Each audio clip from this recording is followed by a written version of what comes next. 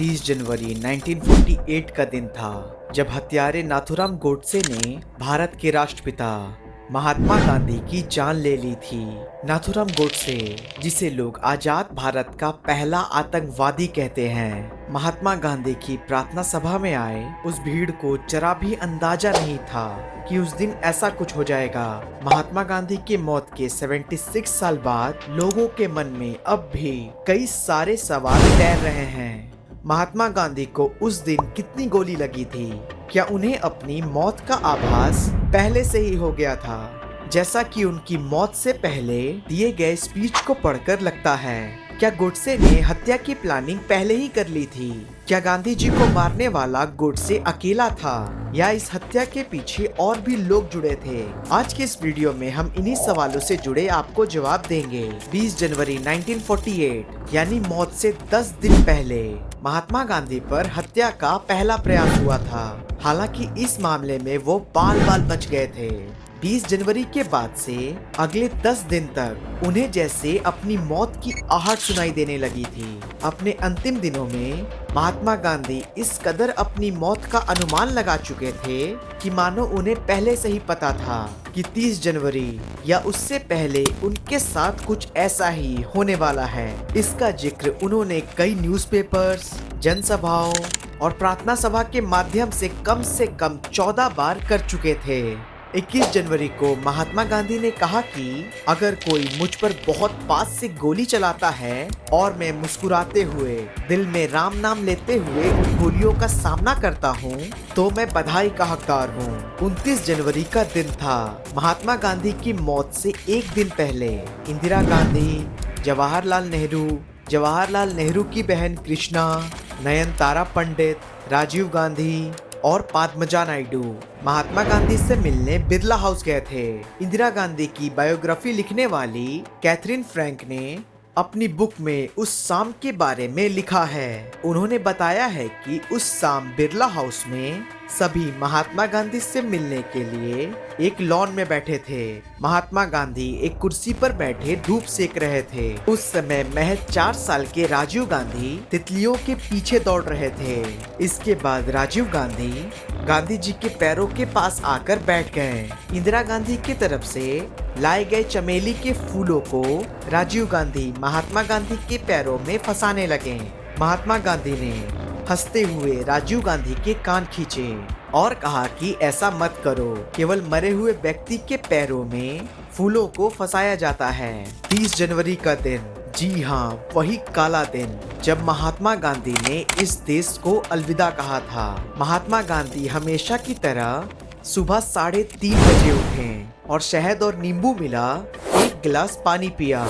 उसके बाद दोबारा सोने चले गए। महात्मा गांधी जब दोबारा उठे तो उन्होंने अपने नौकर ब्रिजभूषण से मालिश करवाई और हर दिन की तरह न्यूज़पेपर पढ़ने लगे। नाश्ते में उन्होंने उबली हुई सब्जियां, बकरी का दूध और मूली, टमाटर और संतरे का जूस लिया। यहाँ गांधी जी रोज की तरह अपनी डेली रूटीन में बिजी थे। उधर पुरानी दिल्ली रेलवे स्टेशन के 6 नंबर वेटिंग रूम में महात्मा गांधी की हत्या की प्लानिंग हो रही थी। नारायण आप्टे और विष्णु करकरे जब पहुंचे तो उस वक्त नाथूराम गोडसे जाग चुका था। फ्रीडम एट मिडनाइट में राइटर्स ने लिखा कि नाथूराम गोडसे को उस टाइम ये आइडिया दिया गया कि वो बुर्का पहनकर गांधी जी की सभा में जाए। उसके बाद बाजार से बड़ा बुर्का खरीदा गया। गोडसे ने जब उसे पहना तो वो समझ गया कि ये प्लानिंग काम नहीं करेगी। गोडसे के साथ दिक्कत ये थी कि उसके हाथ बुर्के में फंसकर रह जाते थे। वो बोला कि ये पहनकर तो मैं अपनी पिस्तौल ही नहीं निकाल पाऊंगा और औरतों के लिबास में पकड़ा जाऊंगा। पकड़े जाने पर हमेशा मेरी बदनामी होगी। तभी आप्टे ने कहा कि सीधा साधा तरीका ही सबसे अच्छा होता है। तभी उनमें से एक बोला कि नाथूराम को ग्रे रंग का सूट पहना दिया जाए। इसके बाद बाजार से नाथूराम के लिए कपड़ा लाया गया। उसके बाद गोडसे ने अपनी बेरेटा पिस्तौल निकाली और उसमें 7 गोलियां भरी गईं। 30 जनवरी का दिन दोपहर का समय था। गांधी जी से मिलने वाले कुछ शरणार्थी, कांग्रेस नेता और श्रीलंका के एक डिप्लोमेट अपनी बेटी के साथ आए थे। महात्मा गांधी से मिलने वाले में सबसे खास नाम था सरदार वल्लभ भाई पटेल का। वह शाम 4:30 बजे उनसे मिलने पहुंचे थे। दूसरी ओर टाइम पास करने के लिए नाथूराम गोडसे और उनके साथी वेटिंग रूम में चले गए। गोडसे ने कहा कि उसे मूंगफली खाने की इच्छा हो रही है। फ्रीडम एंड मिडनाइट में डोमिनिक लापियर और लैरी कॉलिंग्स ने उस दिन का जिक्र किया। नाथूराम की मूंगफली मांगने पर आफ्टे मूंगफली लेने के लिए बाजार गया और कहा कि मूंगफली तो उसे कहीं नहीं मिल रही है, अगर काजू बादाम में काम चल जाए तो बताओ। गोडसे ने कहा कि उसे सिर्फ मूंगफली ही खाना है। आफ्टे को आखिर मूंगफली मिल गई और गोडसे ने उसे बड़े चाव से खाया। गोडसे, आफ्टे और करकड़े ने ये फैसला किया कि वह बिरला मंदिर जाने के बाद महात्मा गांधी को मारने बिरला हाउस जाएंगे। पहले नाथूराम गोडसे पहुंचा और फिर बाद में आफ्टे और करकरे भी टांगा करके वहां पर पहुंच गए।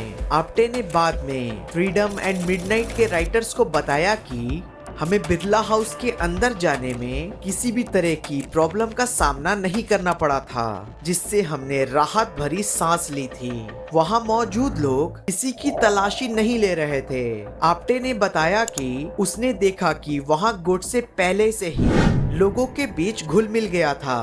न हमने उसे देखा न उसने हमें देखा। वहीं महात्मा गांधी और सरदार पटेल के बीच जवाहरलाल नेहरू से बढ़ते मतभेदों पर चर्चा हो रही थी। चर्चा इतनी सीरियस थी कि महात्मा गांधी को प्रार्थना सभा में जाने में देरी हो गई। शाम 5 बजे के बाद वह बिरला हाउस से निकलकर प्रार्थना सभा में जाने लगे।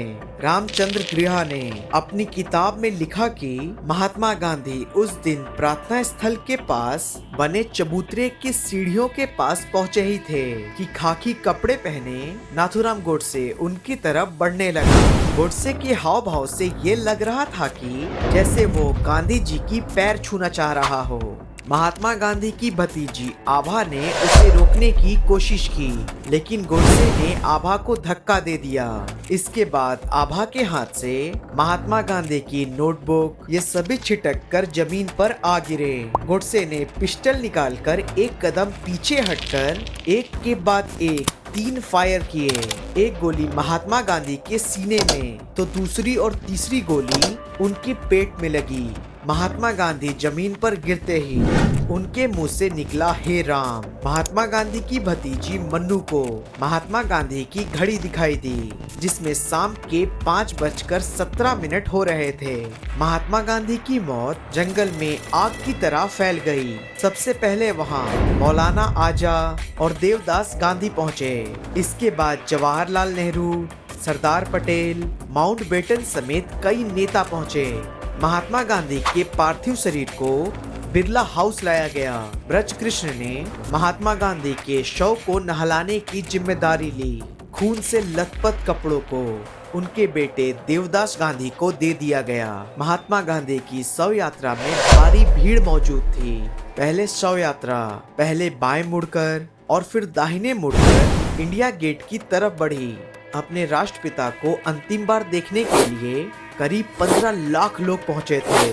देश में इतना ज्यादा भीड़ पहले कभी नहीं देखा गया था। इसके बाद इंडियन एयरफोर्स, आर्मी और नेवी के 250 जवानों ने रस्सों से खींचकर शव को वहां ले गए जहां उनकी चिता में आग लगाई जाने वाली थी। आग के लपटों के साथ ही वहां मौजूद लोग एक आवाज में कहा कि महात्मा गांधी अमर रहें। महात्मा गांधी के निधन पर पाकिस्तान बनवाने वाले मोहम्मद अली जिन्ना ने अपने शोक संदेश में कहा कि महात्मा गांधी हिंदू समुदाय के महानतम लोगों में से एक थे। पाकिस्तान के पहले प्राइम मिनिस्टर लियाकत अली खान ने कहा कि महात्मा गांधी हमारे बीच के महान व्यक्ति थे।